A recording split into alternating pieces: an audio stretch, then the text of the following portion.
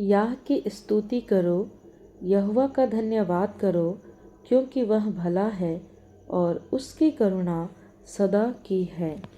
आप सबको जय मसीह की। मैं आचार्य डॉक्टर पूनम साहू। आइए आज की ऑनलाइन रविवारीय आराधना परमेश्वर पिता, परमेश्वर पुत्र और पवित्र आत्मा के नाम से प्रारंभ करते हैं। आमीन। आइए हम एक छोटी प्रार्थना कर लेंगे। हमारे महान अनुग्रहकारी पिता परमेश्वर, हम आपका हृदय की गहराई से धन्यवाद करते हैं। आपने बीते सप्ताह संभाले रखा और फिर से हमें अवसर दिया कि आपके निकट हम आ सके। प्रभु जी पिता परमेश्वर, हम आपकी आराधना करने के लिए प्रभु जी ऑनलाइन ऑफलाइन दोनों माध्यम से पिता परमेश्वर आपके सम्मुख उपस्थित होते हैं। आपकी दया अनुग्रह आशीष बनी रह सके और हर एक को प्रभु जी आप अपने दर्शन और प्रकाशन से भरना पिता, और अपने आपका वचन प्रभु जी बहुतायत से पिता परमेश्वर हमारे हृदय में बसने पाए। प्रभु जी हमारे गीतों का गाया जाना, वचन का बोला जाना, भेंटों का दिया जाना, प्रभु भोज की संगति करना, सब कुछ प्रभु जी आपको सुखदायक सुगंध के रूप में ग्रहण योग्य हो सके। सारी महिमा आपको देते हैं और आगे की आराधना को आपके हाथों में सौंपते हुए विनती प्रभु यीशु मसीह के नाम से मांगते हैं। आमीन। आइए हम परमेश्वर की महिमा में स्तुति के गीत में से 98 नंबर का गीत गाएंगे। धन्य नाम वह प्यारा नाम।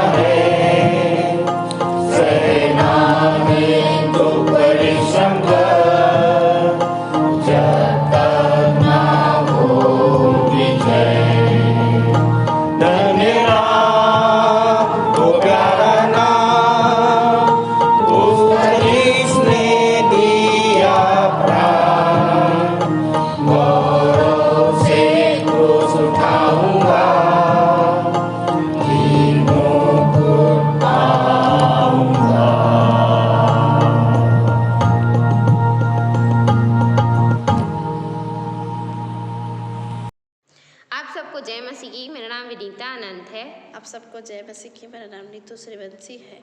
आइए हम उत्तरवादी अध्याय पढ़ लेंगे जो पाया जाता है पहला कुरिन्थियों उसका 4 अध्याय पहले पद से अंतिम पद तक। पहला पद मैं पढ़ूंगी, दूसरा पद आप बहन विनीता के साथ पढ़ लेंगे। मनुष्य हमें मसीह के सेवक और परमेश्वर के रहस्यों का भंडारी समझे। इससे बढ़कर इस विषय में भंडारी के लिए आवश्यक है कि वह विश्वास योग्य निकले। परंतु मेरे लिए यह बहुत छोटी बात है कि तुम या कोई मानवीय न्यायालय मेरा न्याय करे। सच तो यह है कि मैं स्वयं अपना न्याय नहीं करता। मेरा मन मुझे किसी बात में दोषी नहीं ठहराता, फिर भी इससे मैं निर्दोष नहीं ठहरता, परंतु मेरा न्याय करने वाला प्रभु है। इसलिए समय से पहले किसी बात का न्याय ना किया करो, वरन जब तक प्रभु ना आए तब तक ठहरे रहो, क्योंकि वह उन बातों को जो अंधकार में छिपी है प्रकाश में लाएगा और मनुष्यों की मनोभावनाओं को प्रकट करेगा। तब प्रत्येक मनुष्य की प्रशंसा परमेश्वर की ओर से होगी। हे भाइयों, मैंने इन बातों का वर्णन तुम्हारे लिए दृष्टांत के रूप में अपने और अपुल्लोस पर लागू किया है कि तुम हमसे यह सीखो कि उन बातों से जो लिखी गई हैं आगे ना बढ़ो, जिससे कि तुम में से कोई एक के पक्ष में दूसरे की उपेक्षा करके घमंड ना करे। क्योंकि कौन तुझे दूसरे से उत्तम समझता है, और तेरे पास क्या है जो तुझे नहीं मिला? यदि वह तुझे मिला तो फिर घमंड क्यों करता है, मानो तुझे मिला ही नहीं? तुम तो पहले ही तृप्त हो चुके, तुम तो पहले ही धनी हो गए, तुम हमारे बिना राजा बन चुके। भला होता कि तुम सचमुच राजा बन जाते, जिससे कि हम भी तुम्हारे साथ राज्य करते। क्योंकि मुझे ऐसा प्रतीत होता है कि परमेश्वर ने हम प्रेरितों को जुलूस के अंत में रखा, उन मनुष्यों के समान जिन पर मृत्यु दंड की आज्ञा हो चुकी हो, क्योंकि हम समस्त सृष्टि और स्वर्गदूतों और मनुष्यों के लिए तमाशा बन चुके हैं। हम मसीह के निमित्त मूर्ख हैं, परंतु तुम मसीह में बुद्धिमान हो। हम निर्बल हैं, परंतु तुम बलवान हो। तुम आदरणीय हो, परंतु हमारा आदर ही नहीं। हम इस घड़ी तक भूखे प्यासे व चिथड़ों में हैं। हमारे साथ बुरी तरह व्यवहार किया जाता है और हम मारे मारे फिरते हैं। हम अपने हाथों से कठिन परिश्रम करते हैं। जब हमारी निंदा की जाती है तो हम आशीष देते हैं, जब हम सताए जाते हैं तो सहते हैं। जब हम बदनाम किए जाते हैं तो मेल करने का प्रयत्न करते हैं। अब हम तक मानो संसार का मैल व सब वस्तुओं का कूड़ा करकट बने हुए हैं। मैं तुम्हें लज्जित करने के लिए नहीं, परंतु अपने प्रिय बालक जानते हुए ये बातें लिखकर चेतावनी देता हूँ। यद्यपि मसीह में तुम्हारे असंख्य शिक्षक हैं, फिर भी तुम्हारे अनेक पिता नहीं होते, क्योंकि मसीह यीशु में सुसमाचार के द्वारा मैं तुम्हारा पिता बना। अतः मैं तुमसे आग्रह करता हूँ कि तुम मेरा अनुकरण करो। इसी कारण मैंने तीमुथियुस को, जो प्रभु में मेरा प्रिय और विश्वास योग्य पुत्र है, तुम्हारे पास भेजा है। वह तुम्हें मसीह में मेरे आचरण का स्मरण कराएगा, जैसा कि मैं हर जगह प्रत्येक कलीसिया को शिक्षा दिया करता हूँ। कुछ लोग घमंड से ऐसे फूल गए हैं मानो अब मैं तुम्हारे पास आऊँगा ही नहीं। परंतु यदि प्रभु की इच्छा हुई तो मैं तुम्हारे पास शीघ्र आऊँगा और घमंडियों की बातों का नहीं, परंतु उनकी सामर्थ का पता लगा लूँगा। क्योंकि परमेश्वर का राज्य बातों में नहीं वरन सामर्थ्य में है। अंतिम पद हम सब एक साथ पढ़ लेंगे। तुम्हारी क्या इच्छा है, क्या मैं तुम्हारे पास छड़ी के साथ आऊं या प्रेम और नम्रता की आत्मा के साथ। परमेश्वर अपने पढ़े और कहे जाने वचन पे हम सबको आशीष दे। जय आमीन। आप सबको जय मसीह की। आइए हम विश्वास वचन बोलें। मैं सर्वशक्तिमान पिता पर स्वर्ग और पृथ्वी के सृजनहार परमेश्वर पर विश्वास रखता हूँ। मैं उसके एकलौते पुत्र हमारे प्रभु यीशु मसीह पर, जो पवित्र आत्मा के सामर्थ के द्वारा कुमारी मरियम से जन्मा, जिसने पोंतियुस पिलातुस के राज्य में दुख उठाया, जो क्रूस पर टांगा गया और मारा गया, जो गाड़ा गया और अदृश्य लोक में पहुंचा, और तीसरे दिन मृतकों में से फिर जी उठा, जो स्वर्ग पर चला गया और सर्वशक्तिमान पिता परमेश्वर के दाहिने हाथ विराजमान है, और जीवितों और मृतकों का न्याय करने फिर आने वाला है। विश्वास रखता हूँ मैं पवित्र आत्मा पर, पवित्र सार्व कलीसिया पर, संतों की संगति पर, देह के पुनरुत्थान पर, पापों की क्षमा पर और अनंत जीवन पर विश्वास रखता हूँ। आमीन। सामान्य, सामाजिक, पारिवारिक एवं कलीसियाई प्रार्थना करने में अगुवाई करेंगी सह संचालिका डॉक्टर अल्पना राम जी। आइए प्रार्थना करें। अपनी करुणा के अनुसार हम पर अनुग्रह करने वाले और अपनी बड़ी दया के अनुसार हमारे अपराधों को मिटा देने वाले हमारे जीवित पिता परमेश्वर, हृदय की सच्चाई से हम आपके पास आते हैं प्रभु जी, और उन सारे उपकारों के लिए धन्यवाद देते हैं जिन्हें हम गिन भी नहीं सकते। प्रभु जी, बीते सप्ताह आपने हमको संभाला और ये सुअवसर दिया प्रभु जी कि हम फिर से एकत्रित होकर आपके भवन में आपकी आराधना कर सकते हैं। प्रभु जी पिता, जिन बातों को स्वर्गदूत भी देखने की इच्छा रखते हैं, आप हम मनुष्यों को देते हैं। पिता परमेश्वर, हम आपका धन्यवाद देते हैं इस सुंदर स्थान के लिए जो आपने हमें उपलब्ध कराया है प्रभु जी। सो आज हमारी आराधना पिता, जिसमें हम आपकी स्तुति के गीत गाते हैं, प्रार्थनाएं करते हैं, भेंट चढ़ाते हैं, प्रभु भोज की विशेष संगति में शामिल होते हैं, आपके वचनों को, संदेशों को सुनते हैं प्रभु जी, हम आपसे विनती करते हैं कि हम हृदय की सच्चाई से एक मन होकर बैठ सकें और प्रभु जी हमारी छोटी आराधना आपको ग्रहण योग्य हो। प्रभु जी सामर्थी पिता परमेश्वर, हम धन्यवाद देते हैं कि एक एक आत्मा जो यहाँ पर आई है पिता, हम अपने आप नहीं आए हैं, परंतु मसीह के सेवक होने के लिए आपने हमको चुना है। पिता, आपने हमारी बीमारियों को चंगा किया, दुष्ट आत्माओं को दूर किया पिता, हमारी बुरी परिस्थितियों को आपने बदला पिता परमेश्वर। और आज प्रभु जी हम सब के सब धन्यवादित हैं कि आपने हमारे जीवन में बड़े बड़े उपकार किए हैं। सामर्थी और प्रेमी पिता परमेश्वर, हम आपसे विनती और प्रार्थना करते हैं कि हमारे लोगों को प्रभु जी आप विश्वास में दृढ़ और मजबूत कीजिए। हमारे छोटे बच्चे पिता जो अभी बचपन में पिता परमेश्वर आपकी शिक्षा प्राप्त करते हैं, प्रभु जी उनको दृढ़ और मजबूत कीजिए पिता इसी छोटी उम्र से, ताकि पिता परमेश्वर वो बड़े होने पर आपकी शिक्षाओं को न भूल जाएं, परंतु पिता एक अच्छे और सच्चे विश्वासी बन सकें।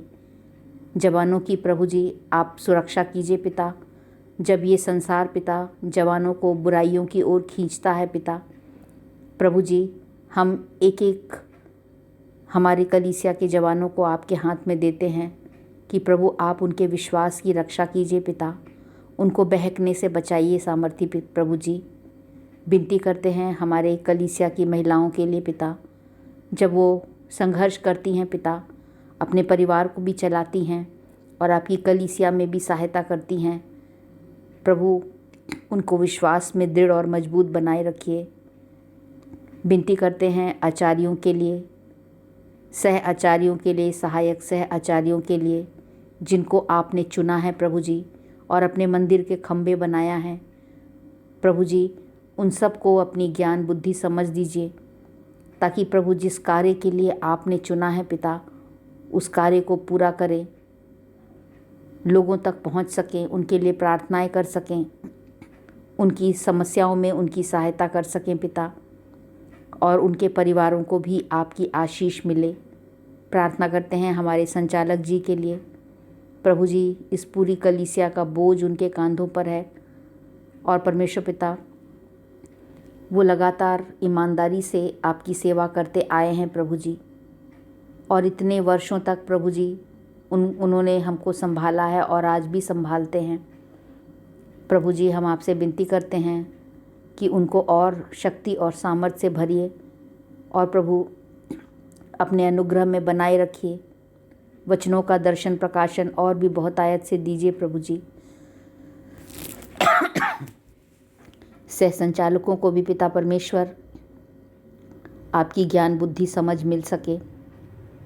विशेष प्रार्थना करते हैं पिता कि आने वाले समय में प्रभु जी आप हमारी सहायता कीजिए कि विश्वासी मंदिर में प्रभु जी, जहाँ पर हम आप आराधना करते थे, आपकी इच्छा में हो तो प्रभु जी वो स्थान फिर से हमको मिल सके, ताकि हम आपकी आराधना प्रभु जी पूरी नम्रता के साथ, आत्मा के साथ कर सकें। और यदि आप चाहते हैं प्रभु जी कि हमारा कोई अपना स्थान हो, तो प्रभु वहाँ के लिए भी आप हमें सहायता कीजिए कि हमें एक अच्छा स्थान मिल सके। सामर्थ्य और प्रेमी पिता परमेश्वर, इन दिनों में प्रभु जी जब चारों ओर सताव का माहौल है पिता, प्रभु जी आप अपने लोगों को, अपने सेवकों को और ज़्यादा ढाढ़स दीजिए, विश्वास में मजबूती दीजिए पिता, कि वो अटल रह सकें पिता, क्योंकि यही हमारे परखने का समय है, जब प्रभु आप छांटते हैं कि कौन खरा है और कौन नहीं है पिता। हम जानते हैं पिता कि सताव का आना तो निश्चित है, परंतु प्रभु जी हमें और दृढ़ और मजबूत कीजिए पिता परमेश्वर। हम प्रार्थना करते हैं, पूरे विश्व में इस समय बहुत ही डिस्टर्बेंस की स्थिति है प्रभु जी, जब चारों तरफ युद्ध का माहौल है पिता।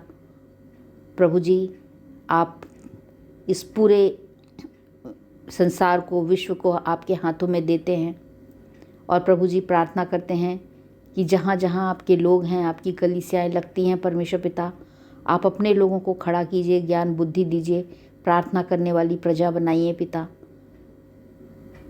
सामर्थी प्रभु जी हम प्रार्थना करते हैं बीमारों के लिए प्रभु जी, आपके लोग जो आज बीमार पड़े हैं, सबों को आपकी आशीष मिले, आपकी चंगाई मिले प्रभु जी। हमारे यहाँ पर पिता परमेश्वर, हमारे ग्रुप में बहुत सारे प्रार्थना के निवेदन आते हैं, उन सबको भी प्रभु जी आपके हाथों में देते हैं और विनती करते हैं सबों को परमेश्वर पिता आप अपनी शांति दीजिए, अपना आनंद दीजिए प्रभु जी, और हमारी आंखें प्रभु संसार और संसार की ओर नहीं परंतु स्वर्गीय वस्तुओं पर लगी रहें प्रभु जी। अपना समर्पण आपके हाथों में करते हैं पिता परमेश्वर, और प्रभु जी फिर से एक बार सभी बातों में आपका धन्यवाद करते हैं और आगे की आराधना में आपकी अगुवाई चाहते हुए विनती अपने उद्धारकर्ता यीशु मसीह के नाम से मांगते हैं, आमीन। आज का विशेष संदेश होगा सह संचालिका श्रीमती अर्चना दास द्वारा। सबको जय मसीह की। पिछले साल हमने मनन किया था अंजीर का वृक्ष, कि कैसे खजूर के रविवार के दिन प्रभु यीशु ने लादू पर बैठकर यरूशलेम के मंदिर में प्रवेश किया और देखा धार्मिक अगुओं ने मंदिर को व्यापार का केंद्र व डाकुओं की खोह बना दिया है। सो मंदिर से सबको बाहर निकाल वे बैतनिय्याह को चले गए। और प्रातः जब लौटे तो चेलों ने कहा, गुरु देखिए, ये अंजीर का पेड़ जिसमें आपने फल पाना चाहा पर सिर्फ पत्ते ही मिले और ये श्रापित हो गया, वह एक ही दिन में जड़ से सूख गया। अंजीर के पत्ते स्वाधार्मिकता के प्रतीक होते हैं, पर सावधान, धार्मिकता से प्रतीत होते हैं। इसलिए अंजीर का वृक्ष श्रापित हो गया, पत्थर पर पत्थर भी ना बचा। समस्त इजरायली दुनिया भर में तितर बितर हो गए। पर आज का शीर्षक है अंजीर के तले। यूहन्ना 1:48। यूहन्ना 1:43 से 51 में यीशु चेले बना रहे हैं। पहले दिन यूहन्ना बपतिस्मा दाता ने अपने चेले अंद्रियास व शिमोन को यीशु के चेले बनने भेजा। फिर दूसरे दिन यीशु ने फिलिप्पुस को अपने पीछे हो लेने कहा। तब फिलिप्पुस ने नतनएल को बताया, मूसा व भविष्यवक्ताओं की पुस्तक जिसके विषय भविष्यवाणी करते हैं, वह यूसुफ का पुत्र नासरत का यीशु हमें मिल गया है। नतनएल ने आश्चर्य से पूछा, नासरत से भी कोई अच्छी वस्तु निकल सकती है? फिलिप्पुस ने कहा, आकर देख ले। यीशु मसीह ने नतनएल को अपनी ओर आते देख कहा, यह सच्चा और वास्तविक इजरायली है, इसमें कपट नहीं। नतनएल को आश्चर्य हुआ। उसने पूछा, तू मुझे कैसे जानता है? यीशु ने कहा, मैंने तुझे अंजीर के तले देखा था। अंजीर के तले। नतनएल ने आने वाले मसीह का अध्ययन खोजबीन अंजीर के तले छिप छिप कर किया था, पर यीशु के कहते ही मैंने तुझे अंजीर के तले देखा, वह समझ गया यही परमेश्वर का मेमना है जो जगत के पाप उठा ले जाता है। ये मेरे मन से बड़ा है और उसका चेला हो गया। नतनएल ने अंजीर के तले लुक छिप कर मसीह के आने की भविष्यवाणियों का ऐसा ताना बाना बुन लिया था कि प्रभु यीशु ने उसे अपना चेला चुन लिया था। आप कहेंगे, नतनएल का नाम यीशु के चेलों में तो शुमार नहीं। तो जान लेते हैं, नतनएल का पूरा नाम नतनएल बरतुल्मै था। नतनएल की तरह जब हम भी ध्यान मूसा की व्यवस्था से हटाकर मसीह की भविष्यवाणियों पर लगाएंगे, मन आज्ञा आदेश से ऊपर उठाकर प्रतिज्ञाओं पर टिकाएंगे, यीशु के चेले चुन लिए जाएंगे और परमेश्वर के पुत्र बना लिए जाएंगे। नकारात्मक बातों पर जयवंत होते हुए देखेंगे हम स्वयं को पवित्र आत्मा में फलवंत होते हुए। आज अंजीर की जगह क्रूस के तले जाना है। आज अंजीर की जगह क्रूस के तले जाना है। पत्तों की जगह प्रेम, आनंद, मेल, धीरज के फल दिखाना है। जय मसीह की। सुंदर संदेश देने के लिए सहसंचालिका श्रीमती अर्चना दास जी को प्रभु बहुतायत से आशीष दे। आप सबको जय मसीह की। मेरा नाम आचार्य डॉक्टर पूनम साहू है। प्रभु में आए 18 वर्ष हो गया। प्रभु भोज विधि पर एक छोटा मनन आप लोगों के समक्ष रखना चाहूँगी। निर्गमन 12:15 में लिखा है, 7 दिन तक अख़मीरी रोटी खाया करना। उनमें से पहले ही दिन अपने अपने घर में से खमीर उठा डालना, वरन जो पहले दिन से लेकर 7वें दिन तक कोई खमीर वस्तु खाए, वह प्राणी इज़राइलियों में से नाश किए जाए। इज़राइली जब वे मिस्र से निकाले जाने वाले थे, तब परमेश्वर ने उन्हें आज्ञा दी थी फसह का मेमना तैयार करने के लिए, और उसके लहू को चौखट में, अपने अपने घरों के चौखट में जो लगाता था, उन्हें बोला गया कि वो ये घर छोड़ दिए जाएंगे, बच जाएंगे।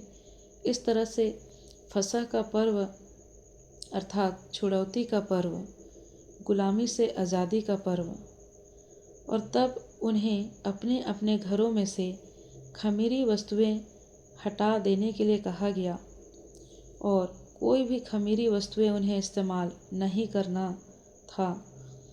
फसह से पहले से घर की सफाई वे भली भांति करते हैं। आज भी जब फसह का पर्व वे मनाते हैं, और कोई खमीरी वस्तु उनके घरों में नहीं पाई जाती। खमीर का अर्थ है पाप, बुराई, घमंड, चिंता, अशुद्धि को हम कैसे अपने मन मंदिर रूपी घर से हटा सकते हैं, अर्थात हम इसे कैसे शुद्ध रख सकते हैं। हम भी छुड़ौती के पर्व में हर हफ्ते शामिल होते हैं, और मसीह हमारा वास्तविक फसह है। क्रूस पर बलिदान देकर उन्होंने नई वाचा को स्थापित किया, तो हमारे भी अंदर वो किसी भी प्रकार का कोई खमीर अर्थात अशुद्धि नहीं देखना चाहते हैं। तो आइए हम अपने अंदर की खमीर को दूर करके प्रभु भोज की इस ब्यारी में शामिल हों और प्रेम की नई वाचा को स्थापित करें, क्योंकि 1 कुरिन्थियों 5:8 बताता है, इसलिए आओ हम उत्सव में आनंद मनाएं, न पुराने खमीर से और न बुराई और दुष्टता के खमीर से, परंतु सिधाई और सच्चाई की अख़मीरी रोटी से। प्रियो, हम सब अपने जीवन को अख़मीरी रोटी की तरह बनाएं, जिसमें ज़्यादा से ज़्यादा प्रभु का वचन विद्यमान हो, उसकी संगति हम अधिक से अधिक कर सके, और उनके द्वारा जो दिए गए कार्य हैं अर्थात बहुत सारी आत्माओं को बचाना, उस काम को जब हम बहुतायत से करते हैं, तभी प्रभु भोज की ब्यारी में हम सभी का शामिल होना सार्थक सिद्ध हो सकता है। प्रभु आप सबको इस छोटे से मनन के द्वारा आशीष दें। आमीन। आइए हम अपनी अपनी भेंटों एवं धन्यवादी भेंटों को देने के द्वारा परमेश्वर की महिमा करें, और इस समय हम गीत गाएंगे। स्तुति के गीत में से 86 नंबर, यीशु तुझको सब मैं देता। तत्पश्चात प्रार्थना करने में अगुवाई करेंगे श्री राहुल जांगड़े।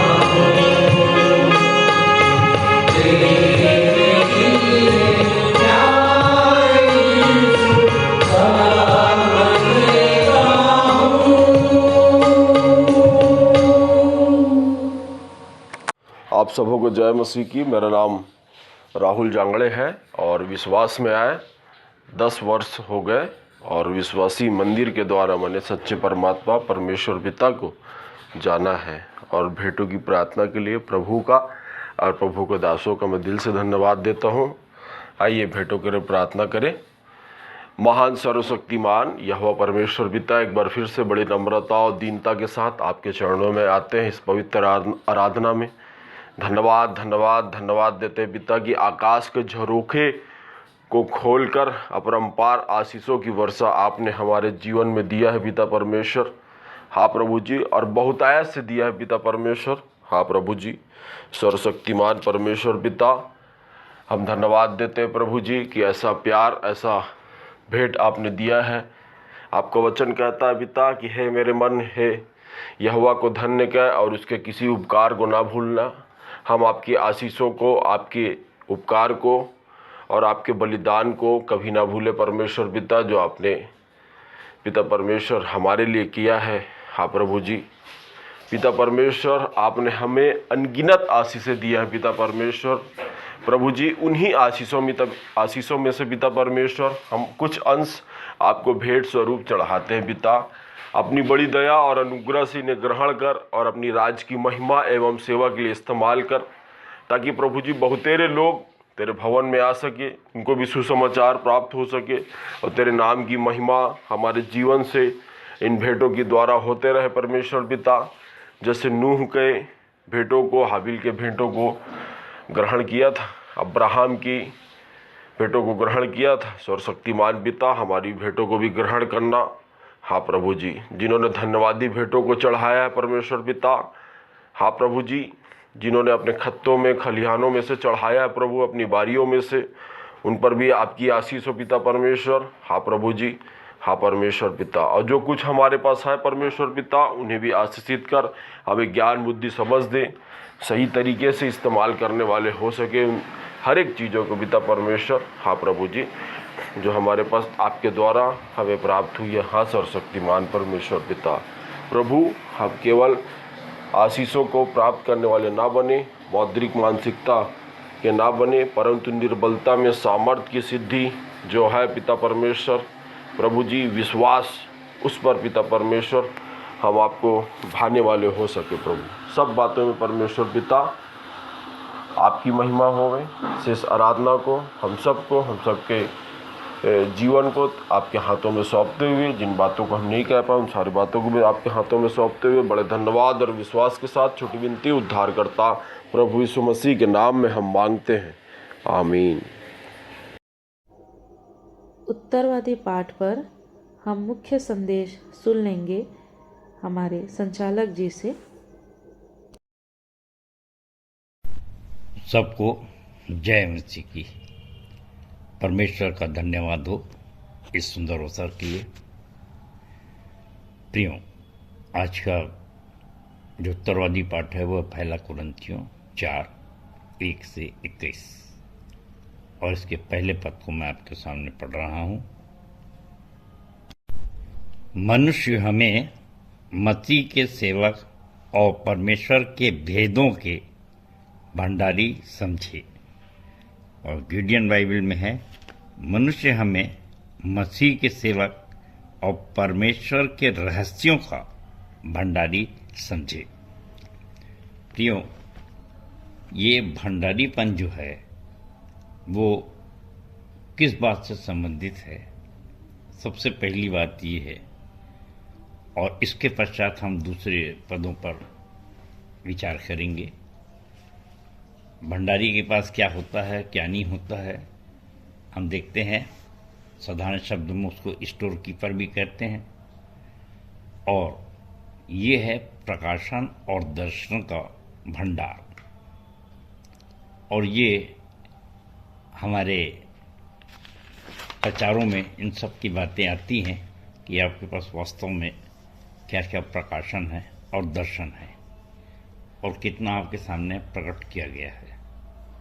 और पिछली बात जब मैं इस बात को समझ रहा था तो हमने यूहन्ना 12 से कुछ पद देखे थे और उसमें ये बात आई थी कि मरियम जो थी वो जटामासी का इत्र लेकर यीशु के पांव में उसने डाला था और अपने बालों से पूछा था, और लगभग आधा सेर, ये कितना ज्यादा होता है इसका आप अंदाज लगा लीजिए। और वहां पर उसने ऐसा क्यों की? क्योंकि उसके भाई को, लाजर को, यीशु मसीह ने 4 दिन की सड़ी लाश को जिंदा किया था। और जब इतना बड़ा आश्चर्य कर दिया तो इतनी प्रभावित हुई इस बात से और मान लिया कि ये मसीहा है।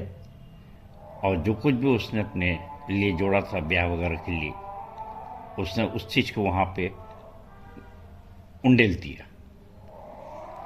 और प्रियो, यहाँ पर ये जानने योग्य बहुत आवश्यक बात है कि यीशु मसीह उस समय तक क्रूसिफाइड नहीं हुए हैं। वो तीसरे दिन मृतकों में से स्वयं जी नहीं उठे हैं, मसीहा नहीं बने हैं। और इसके पश्चात उन्होंने इतना बड़ा आश्चर्य कर दिया, तो फिर और कौन सी बात रह जाती है जिससे कि उस पर विश्वास किया जाए या अविश्वास किया जाए? तो एक ऐसी बातें हैं जबकि सब कुछ किया जाता है और लोगों का विश्वास डगमगा जाता है और वो मसीहा नहीं मान पाते। और बड़े और छोटे लोगों के बीच में कभी कभी हमारी बड़ी रुसवाई भी होती है।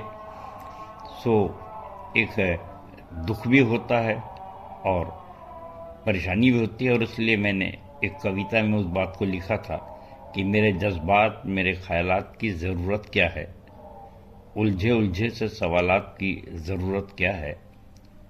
ये सच है कि मैंने प्यार किया है तुमसे, फिर पड़ोसी से मोहब्बत की फितरत क्या है, नसीहत क्या है, ज़रूरत क्या है।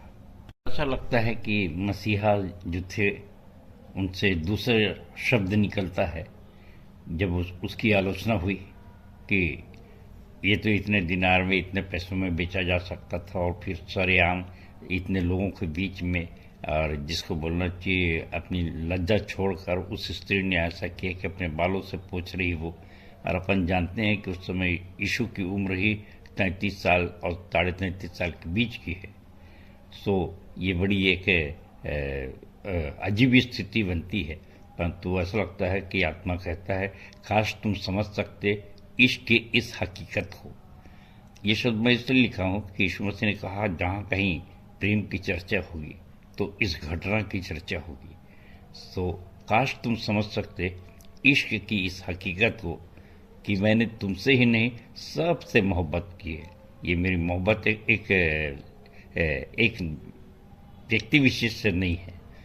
और काश तुम समझ सकते इश्क की इस हकीकत को कि मैंने तुमसे नहीं सबसे मोहब्बत की है, फिर किसी इल्ज़ामात की ज़रूरत क्या है। मेरे जज्बात मेरे ख्यालात की अब ज़रूरत क्या है। प्रियो, यहाँ पर एक तर्क जो यीशु मसीह देना चाह रहे हैं, मसीहा देना चाह रहा है कि अब कौन सा और प्रमाण दिखाया जाए जिससे कि तुम 100% 100% विश्वासी रहो, 100% कन्फर्म रहो, निश्चित धारणा में रहो, ताकि उससे मसीहा को और प्रोत्साहन मिले बहुत सी आत्मा जीतने के लिए। और अगर 100% नहीं है तो एक दुख की बात तो होती ही है। और इसलिए मैं हमेशा कुछ चाल लेने लिखने की कोशिश करता हूँ या बात करता हूँ तो बहुत से जो विचार होते हैं वो हम संसार में देखते हैं। बहुत ढेर सारे कवि लोग भी होते हैं, उनकी पुस्तकें भी मैं कभी कभी पढ़ता हूँ। और हमारी बहुत से ऐसी कविताएं हैं जिनको कि फिल्मी दुनिया में उनके गाने बना दिए जाते हैं। और ऐसे बहुत से गाने हैं, फिर लोग सोचते हैं कि भाई ये तो फिल्मी गीत है, परंतु उसका जो दर्शन और प्रकाशन होता है उसमें से अधिकांश धार्मिक पुस्तकों से भी होता है, खासकर बाइबल से।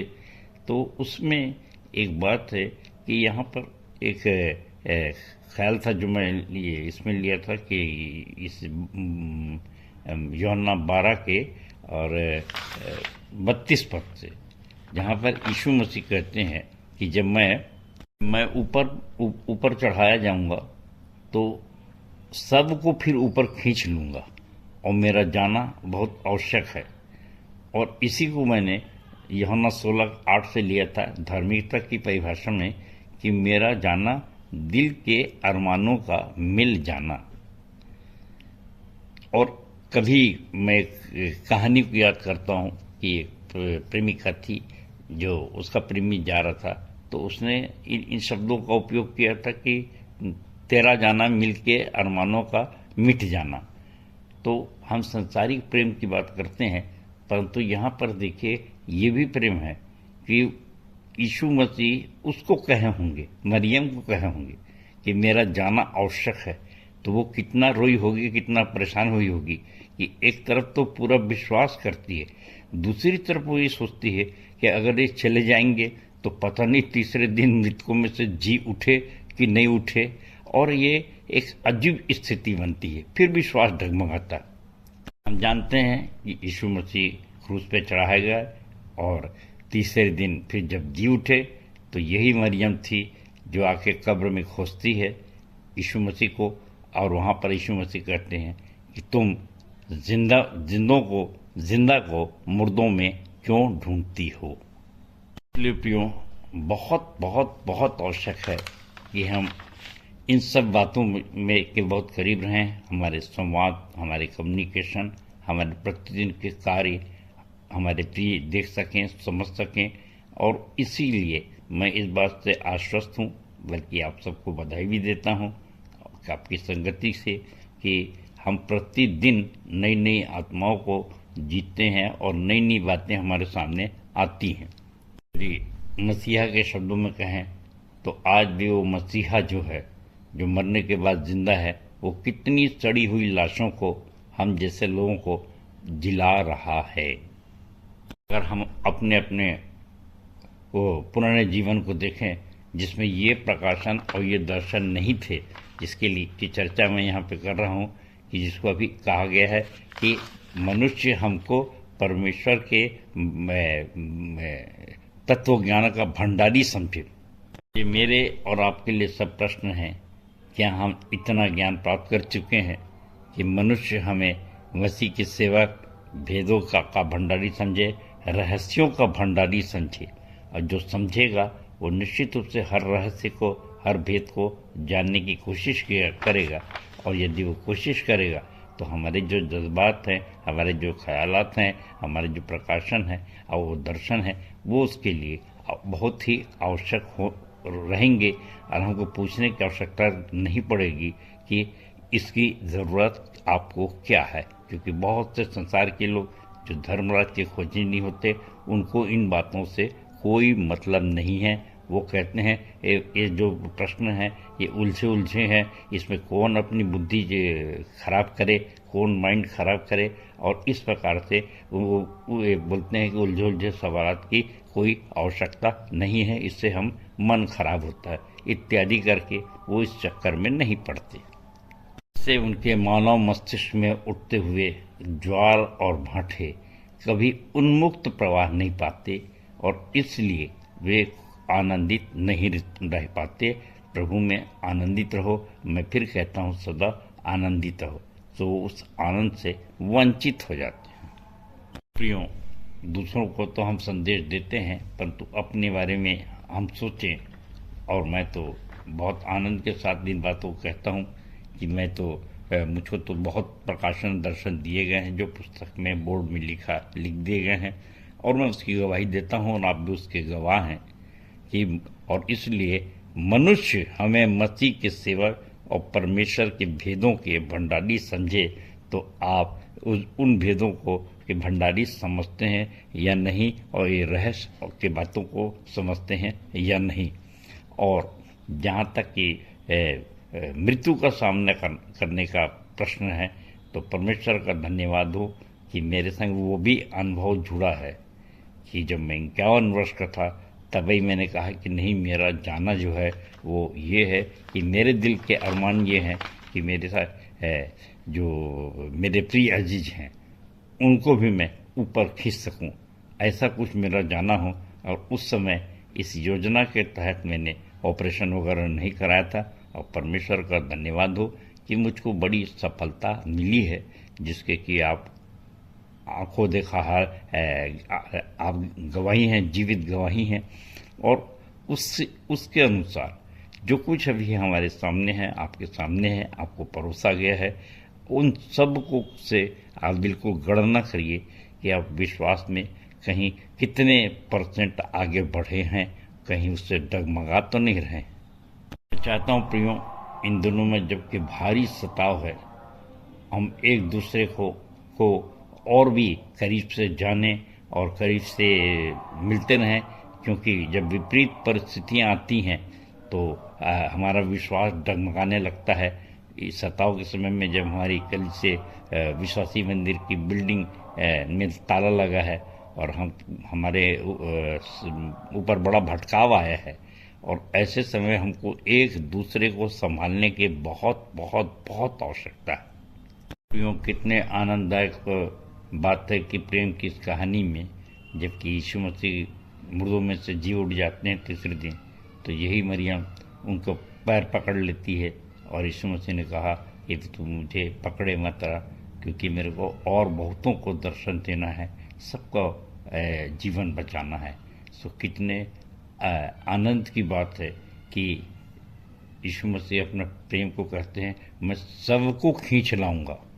प्रियो, मैंने इस भंडारीपन को आपको इस प्रेम कहानी के माध्यम से बताने का प्रयास किया, क्योंकि अभी जैसा वातावरण चल रहा है, मेले का वातावरण था, मुझको भी तो एक लीड करने का एक पार्ट मिला था कवि सम्मेलन का, और कुछ ऐसी स्थिति बनी कि जो प्रकाशन दर्शन को नहीं समझते थे वो थोड़ा सा नाराज़ भी हुए, और एक ऐसी बात होती है मन में, इसीलिए थोड़ा सी बेचैनी सी थी।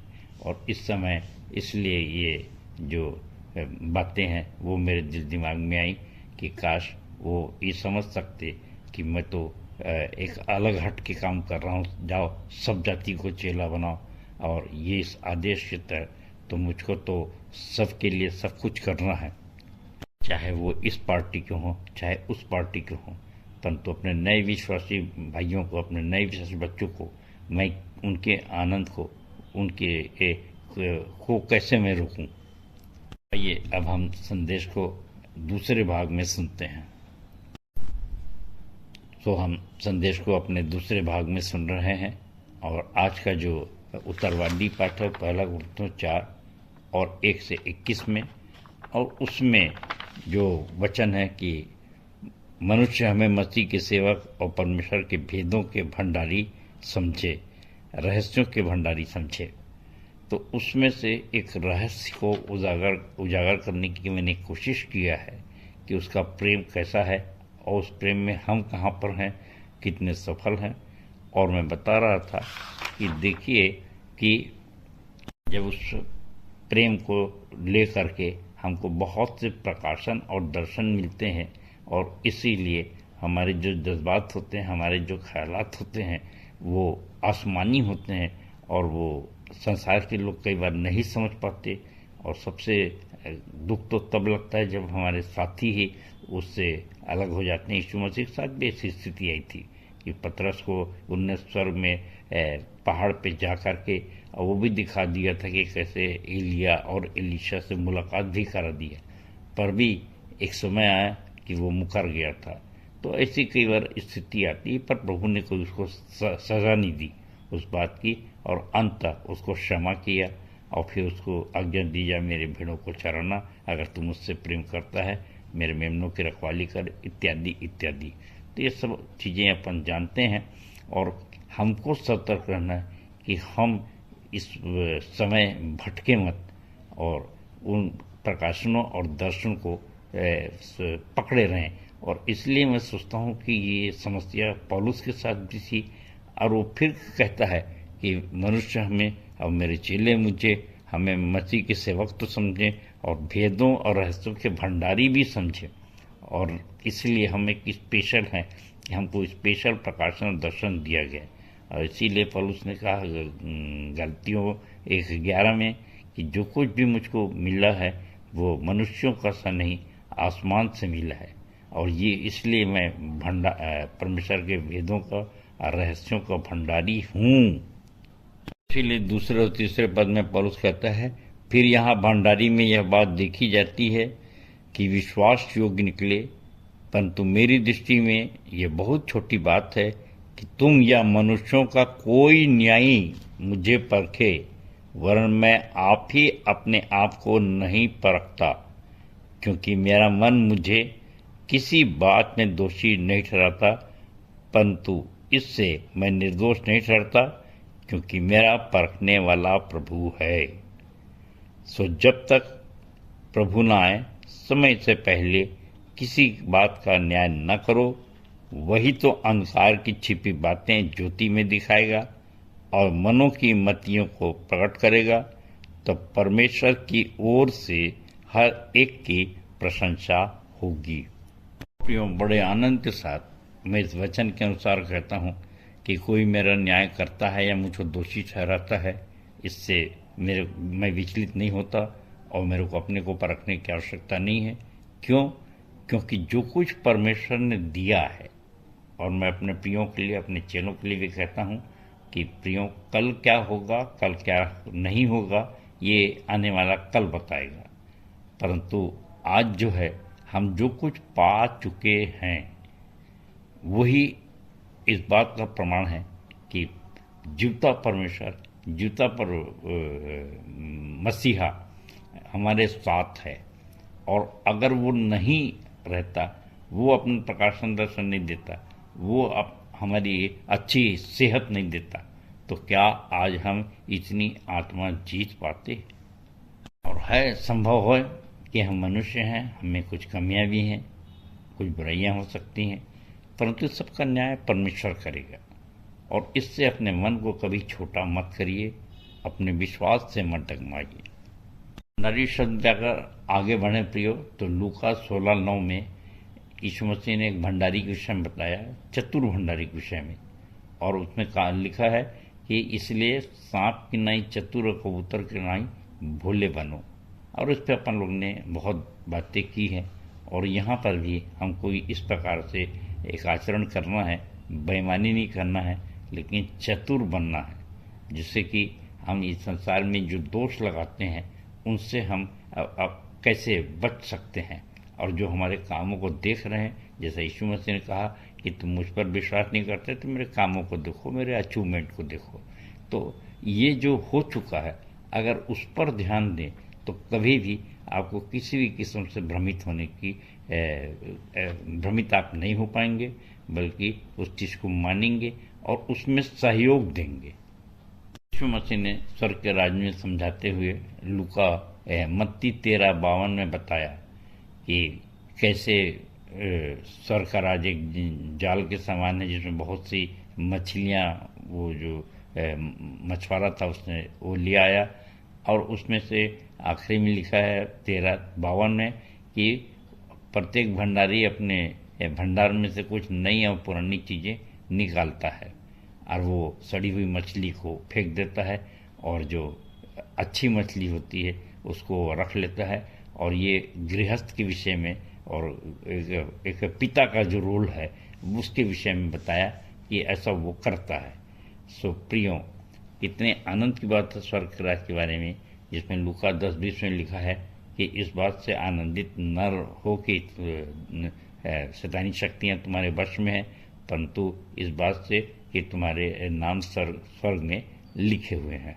सो कितने आनंद की बात है कि हम इन बातों पर भरोसा करते हैं कि हम वास्तव में हम भी अगर एक भंडारी हैं, हम एक पिता की तरह हैं, एक गृहस्थ के समान हैं, तो हम हेड हैं और पिता की तरह हैं।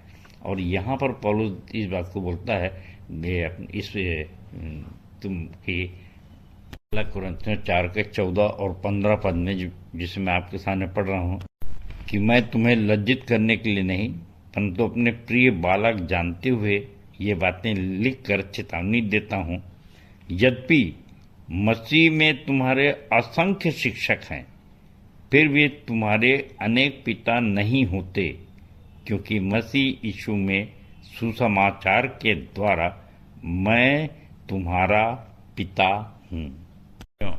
ये प्रश्न मेरे और आप सबके लिए है कि आज हमारा आत्मिक पिता कौन है। हम निश्चित रूप से कहेंगे परमेश्वर या यीशु मसीह, परंतु उसका प्रकटीकरण जब पौलुस लिखता है कि अब मैं जीवित नहीं रहा परंतु मसीहा मुझ में जीवित है। सो प्रियो, जिसने हमको शिक्षा दिया, जिसका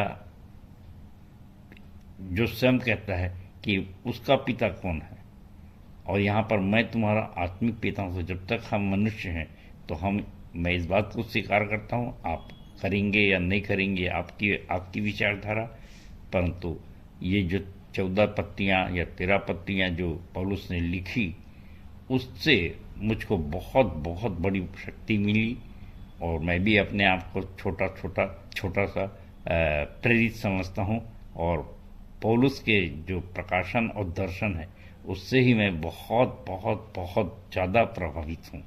मैं यूँ तो कह देता हूँ कि हम मसीहा हैं, परंतु ठीक है, हम मसीहा न सही परंतु प्रेरित तो हैं। हाँ, छोटे से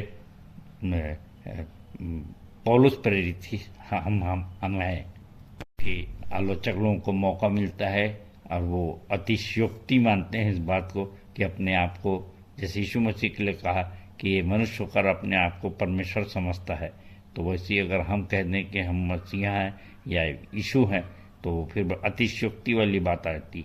तो ये जब कहने में अगर कोई कठिनाई भी होती है तो मैं बड़ी जिंदा दिली से कहता हूँ कि भाई हम भी छोटे मोटे पौलुस प्रेरित हैं। और यहाँ पर प्रियो मत्ती 13:52 को जो अपन देख रहे थे, तो यहाँ लिखा है हर एक गृहस्थ ऐसा करता है कि वो अच्छी मछलियों को रखता है और जो सड़ी हुई मछलियाँ उनको फेंक देता है।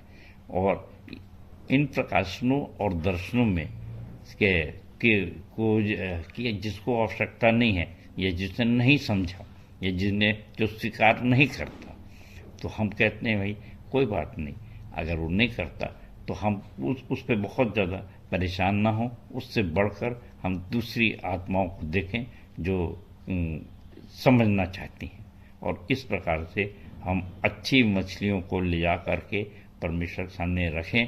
जब वो कहेगा कि मैं तुमको मनुष्यों को पकड़ने वाला मछुआरा बनाया था, तुमने कितने मनुष्य पकड़ा, तो हम अच्छी मछलियों को अच्छी आत्माओं को दिखा सकें, बता सकें। इसलिए 9वें पद में पौलुस कहता है कि जितनी मृत्यु की आज्ञा जो लोग सब प्राप्त कर चुके हैं वे सब प्रेरित के बराबर हैं। और प्रियो, 10 से 13 पद में यहाँ पर उसने कहा लोग क्या समझते हैं क्या नहीं। लोग हमको तमाशा समझते हैं, हम घूसे खाते हैं, हम निर्वस्त्र घूमते हैं, कूड़े और खुरचन है, और ये सब बातें जो अपने लिए बोलता है कोई माने या ना माने, परंतु जो बुद्धिमान है वे हमको मान लेते हैं। इसलिए कितने विनती करता है, निवेदन करता है 16वें पद में पौलुस, सो मैं तुमसे विनती करता हूं कि मेरी सी चाल चलो। प्रियो, अगर हमारी चाल में कहीं कोई समस्या आ जाए या किसी को परेशानी आ जाए या अविश्वास हो जाए तो फिर कैसे कहेगा कि मेरी सी चाल चलो। तो यहाँ पर शंका को के समाधान के लिए उसने सबसे बढ़िया चीज बोली 20 और 21 पद में, क्योंकि परमेश्वर का राज्य बातों में नहीं परंतु सामर्थ्य में है। तुम क्या चाहते हो? क्या मैं छड़ी लेकर तुम्हारे पास आऊं या प्रेम और नम्रता की आत्मा के साथ? तो ये देखिए कि जब कोई नहीं मानता, कोई चेला है, जिद्दी है, तो उसके लिए वो बोलता है कि अब मैं क्या छड़ी लेके आऊं? प्रियो, प्रताड़ित नहीं करना चाहता, गुरु नहीं करना चाहता, लेकिन जब नहीं मानते और एंटी हो जाते हैं, विपरीत में बोलने लग जाते हैं, तो एक बड़ी समस्या होती है। और उसने 1 कुरिन्थियों 2:3-4-5 पद में इन बातों को बहुत अच्छे से समझाया है कि मैं निर्बलता और भय के साथ थरथराता हुआ तुम्हारे साथ रहा। मेरा संदेश, मेरे प्रचार ज्ञान के लुभाने वाले शब्दों में नहीं था, परंतु आत्मा और सामर्थ्य के प्रमाण में था, जिससे कि तुम्हारा विश्वास मनुष्यों के ज्ञान पर नहीं परंतु परमेश्वर के सामर्थ्य पर आधारित हो। ये 6वां और 7वां पद भी कहता है, फिर भी हम समझदारों में ज्ञान की बातें सुनाते हैं, परंतु यह ज्ञान न तो इस युग का और न ही इसके शासकों का है जो मिटने वाले हैं, परंतु हम परमेश्वर के उस ज्ञान के रहस्य का वर्णन करते हैं, अर्थात उस गुप्त ज्ञान का जिसे परमेश्वर ने सनातन से हमारी महिमा के लिए ठहराया है। प्रियो, अंत में मैं इतना ही कहूँगा कि मैं और आप मसीह के सामर्थ्य के जीवते प्रमाण हैं और इससे बिल्कुल भी विचलित मत होइए, बल्कि प्राण देने तक विश्वास योग्य बने रहिए, जिससे कि इस जीवन में बहुतायत का जीवन और परलोक में हम अनंत जीवन को प्राप्त कर सकें। और यदि हम इससे भटकते हैं तो निश्चित रूप से पौलुस जो जिंदा है उसकी छड़ी आज भी जिंदा है, निश्चित रूप से वो छड़ी मारेगा, सो हम छड़ी खाने वाले ना हो। परमेश्वर अपने वचन के कहे जाने पर आशीष दे। सबको जय मसीह की, जय मसीह की और जय मसीह की। धन्यवाद। उत्तरवादी पाठ पर सुंदर, सारगर्भित एवं व्यवहारिक संदेश के लिए हमारे मंदिर के संचालक जी एवं उनके पूरे परिवार को प्रभु बहुतायत की आशीष दे। अपनी आराधना के अंतिम भाग में है और गीत गाएंगे हमन गाना गाबोन से 13 नंबर राजाओं का राजा है। प्रार्थना करने में अगुवाई करेंगी आचार्य डॉक्टर शीतला सूर्यवंशी और मंदिर के संचालक जी की आशीष से आज की सभा का समापन करेंगे। आइए प्रभु की महिमा में हम गीत गा लेंगे हमन गाना गाबो से 13 नंबर प्रभु दे रहे हैं मन्ना। तो आइए हम गाएं होसन्ना। राजाओं का राजा है, प्रभुओं का प्रभु है।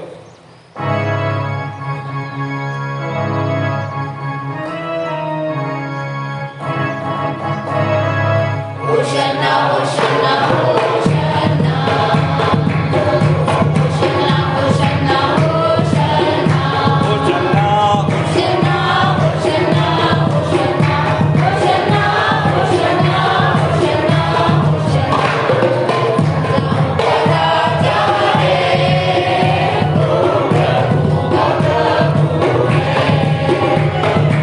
राजाओं का राजा है।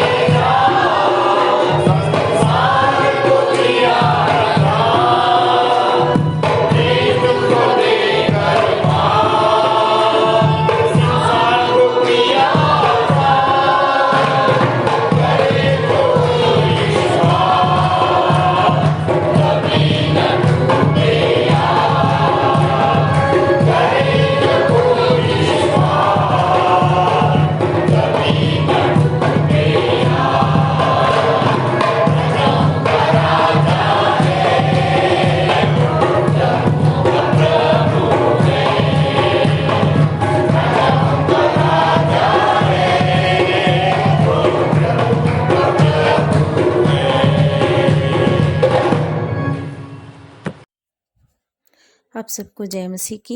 मेरा नाम आचार्य डॉक्टर शीतला सूर्यवंशी है। आइए हम प्रार्थना में जाएं, हाथों को जोड़ें, सिर को झुकाएं और अपना मन पिता परमेश्वर की ओर लगाएं। सर्वशक्तिमान प्रेमी पिता परमेश्वर, धन्यवाद, स्तुति, महिमा, प्रशंसा करते हुए हम आपके पास आते हैं। हम आपको धन्यवाद देते हैं प्रभु जी कि आज के दिन प्रभु जी आपके नाम की स्तुति महिमा करने के लिए हम एकत्रित होने पाए हैं। धन्यवाद करते हैं कि आपने हमें शुरू से अंत तक प्रभु जी आपने हमारी आराधना में प्रभु सहायता मदद की। हम धन्यवाद करते हैं। आज हमारे गीत का गाया जाना, वचन का पढ़ना, सब कुछ आपको सुखदायक सुगंध के रूप में ग्रहण योग्य हो सका। हम धन्यवाद करते हैं। हम धन्यवाद देते हैं प्रेमी पिता परमेश्वर प्रभु जी, भेंटों का चढ़ाया जाना सब आपको ग्रहण योग्य हो सका। प्रेमी पिता परमेश्वर प्रभु जी, जितने भी लोग प्रभु आज के दिन आए हैं प्रभु जी, कोई भी यहाँ से खाली हाथ जाने ना पाए। जितने का नाम रजिस्टर में दर्ज है उन सबों पर बहुतायत की आशीष दीजिए। प्रेमी पिता परमेश्वर, हम धन्यवाद करते हैं प्रभु जी कि आपके वचन हमें सिखाता है कि हम आपकी सी चाल चले। लोग हमारे बारे में कितने भी विरुद्ध हमारे बातें करें, परंतु प्रभु जी हम आपके बेटे और बेटियां हैं। हम पिता परमेश्वर आपके जैसा हमारा जीवन हो। हमारे जीवन में पिता परमेश्वर, सच में आपका वचन कहता है लोग हमें सताते हैं, हम सहते हैं, और प्रेम पिता परमेश्वर प्रभु जी वो हमें बुरा कहते हैं परंतु हम उन्हें आशीष देते हैं। तो होने दीजिए प्रेमी पिता परमेश्वर प्रभु जी कि हम आपके अनुसार आपके पद चिन्हों पर चलने वाले हो सके और आपकी महिमा करने वाले हो सके। जितने भी आज के दिन आए हैं पिता परमेश्वर, सब पर बहुतायत की आशीष दीजिए पिता, और आने वाले समय में फिर से हम एकत्रित होकर आपके नाम की स्तुति महिमा करने वाले हो सके। सारा आदर गौरव महिमा पिता हम आपको देते हैं, देते हुए और अपने जीवन का समर्पण आपके हाथों में करते हुए छोटी विनती प्रभु यीशु मसीह के नाम से मांगते हैं, आमीन। हे हमारे पिता, तू जो स्वर्ग में है, तेरा नाम पवित्र माना जाए, तेरा राज्य आए, तेरी इच्छा जैसे स्वर्ग में पूरी होती है वैसे ही इस पृथ्वी पर भी पूरी हो। हमारे दिन भर की रोटी आज हमें दे, और जैसे हमने अपने अपराधियों को क्षमा किया है वैसे ही तू भी हमारे अपराधों को क्षमा कर, और हमें परीक्षा में ना डाल परंतु बुराई से बचा, क्योंकि राज्य, पराक्रम और महिमा सदा तेरे ही हैं, आमीन। और अब शांतिदाता परमेश्वर, जिसने भेड़ों के महान रखवाले हमारे प्रभु यीशु मसीह को सनातन वाचा के लोहू द्वारा मृतकों में से जीवित कर दिया, तुम्हें सब भले गुणों से परिपूर्ण करे, जिससे तुम उसकी इच्छा पूरी करो और जो कुछ उसकी दृष्टि में प्रिय है वह यीशु मसीह के द्वारा हमारे अंदर पूरा करे। उसी की महिमा युगान युग होती रहे, आमीन।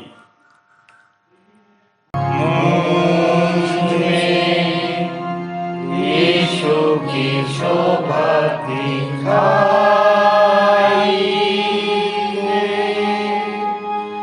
उसका अद्भुत प्यारा संगीत मारता, हे तू